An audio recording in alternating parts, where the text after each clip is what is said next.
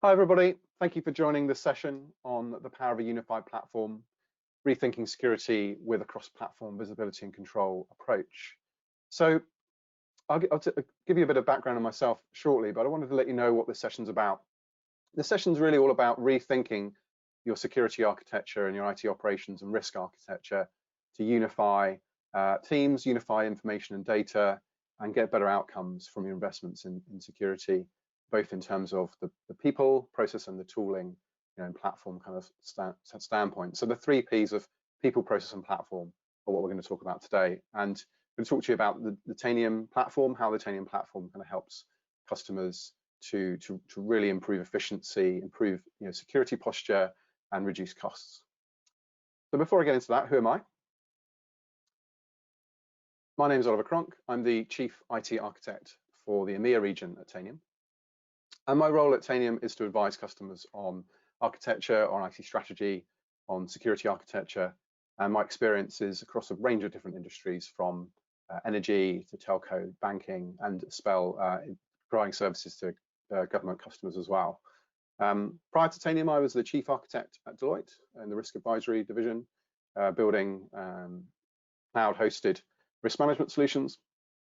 And I also, as part of my role at Tanium, lead a community called Architect Tomorrow, which is available here on this link here. So if you search on YouTube for Architect Tomorrow, you can find the community there. And it's a community for a range of different types of technology architects, security architects, infrastructure architects, end user compute, enterprise architects. So a real range of different architects. And we get together and we discuss kind of challenges, and we collaborate and we network, which in a year where it's been perhaps hard to network and connect with new people, it's been a great way to broaden out thinking and connect up with new people. So that's me. So who is Tanium? The Tanium are a scale-up. We were founded in 2007, and we're founded by a father and son duo, David and Orion Hindawi. And David and Orion had previously built an IT operations management platform called BigFix, and learned a lot in the journey of doing so, and sold that to IBM. But then off the back of doing BigFix, they realized really that the way to do IT operations management and IT security at scale really required a rethinking of architecture. So it required the fundamental sort of ground up change to how you would do to how you would solve this. And that was the first 5 years of the company were in R&D mode, really rethinking how, as I say, the architecture should work, how the communication should work. And they invented a number of things with the early Tanium team, including linear chain and a very efficient approach to managing the big challenges of large enterprises, which is essentially, how do you keep on top of everything that's going on in your organization? How do you keep on top of all of the digital initiatives, all the technology, all the IT assets, all the software, all the users, all the security pain points? How do you keep on top of that at scale when you have so many different conflicting views of the world? You have lots of different point solutions, and you have solutions that just don't scale. So the Tanium approach was really to kind of rip up the rule book and start again. And I'll touch on a bit more on that in a minute. And in 2012, we became generally available as a product. We then started launching other modules. And our early customers were actually some really challenging organizations. So the US Department of Defense, all of the US Armed Forces now are Tanium customers. In fact, one of our biggest customers is the US Air Force, with over 1 million endpoints under Tanium management. And the Tanium platform has been really pivotal in helping those large, complex organizations in the US military get on top of their security posture, their patching, their IT hygiene. And from there, we've gone from strength to strength. We're now in 90% of the top US banks. We're in half the Fortune 100. We've got a significant footprint in Europe. We've got some great UK public sector customers that unfortunately I can't name, but we've got some good stuff going on there. Both so in the financial services sector and professional services side of things as well. And we're profitable, so we're not one of these software companies that's not profitable. We've been profitable for some time. We've got cash in the bank. We're growing. Revenue growth, growing employees, over 1,500 employees now globally. And yeah, we're a successful scale-up organization, as I say. And the last point here is to reiterate what I said really about our architecture, which is we don't just adapt to scale, we thrive on it. So the nature of the architecture, the distributed approach to solving the challenge of the endpoint, is really what makes us different. So a lot of other solutions will rely on throwing complex IT hardware at the problem, lots of IT servers, lots of infrastructure at the problem, whereas we solve the problem efficiently through a really efficient algorithm, really efficient agent, and the approach allows you to kind of do this in a far more simple way, and, solve these complex challenges that having large enterprises and having lots of endpoints to secure, but doing that in a way that's far simpler and far more efficient and elegant than other approaches. So the three kind of P's I was talking about, the kind of platform which underpins people and process. So, of course, as an architect, I'm not going to tell you that technology will magically solve problems. It doesn't. But used in concert with the right, process and the right, education of users and the right approach, it can be really game-changing. And I'm just going to talk through some examples of that, with our customer base where that's been the case. Before I get onto that, I think the problem we're really solving here is closing the gap that exists, unfortunately, between teams. When you're in a large, complex organization, you get specialized teams, which is great because they understand, security, understand patching, understand IT operations or risk, or perhaps end user computing. The challenge with it, though, is that they have specialized tools, often point solutions, different views of the world, and collaboration is hard. If you add to that this year, where everyone's been working remotely and the ability to collaborate is harder, being able to kind of work together is really, really tricky without a common sort of point of reference, a common source of the truth.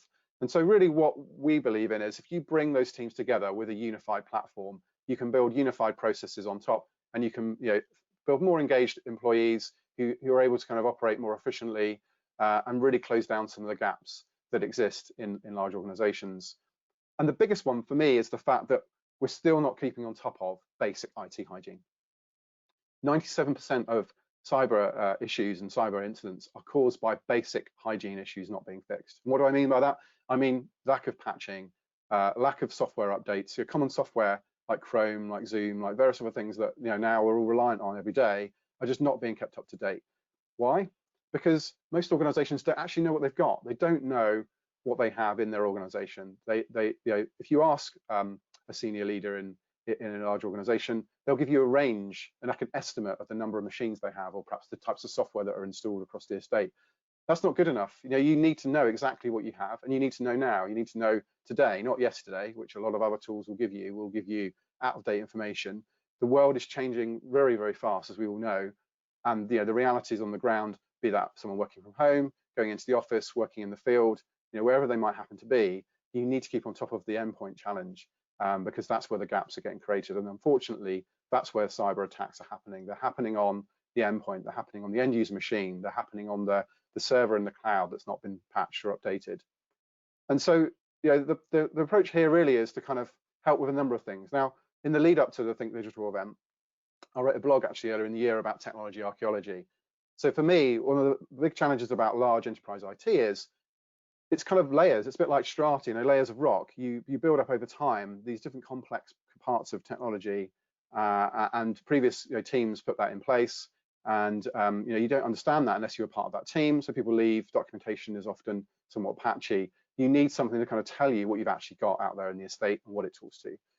And the other piece here is visibility of digital transformation. So innovation and transformation is happening everywhere now. It's not just happening in the IT department, it's happening across the board, and you need that visibility of what's going on. So some examples then of how this visibility is really helping. So visibility into what licenses a customer has really driven massive cost savings on Java licensing.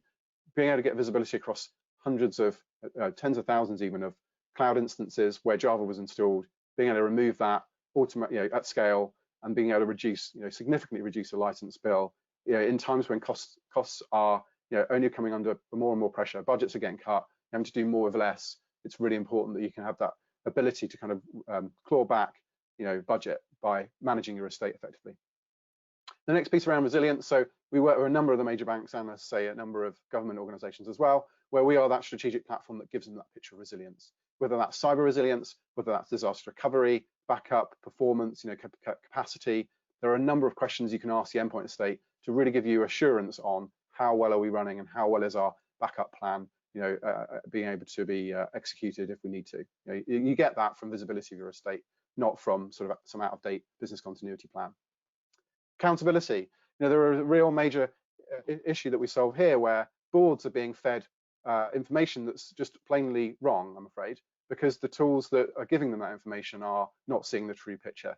So one of the big things that we do here is that we provide the senior leadership with a truly trusted view of what's going on. And in fact, a great example of this is at a major pharmaceutical recently, where the pharmaceutical invested a lot of money in cybersecurity, thought that everything was great, and the reality was there were just some basics, not fixed. And so, in the days where senior leadership can now get fined or even go to jail for getting some of this stuff wrong, it's really important that the information is accurate that's going up to the board, that it's actionable, and it's timely. And so that near real-time piece of the platform is really, really important.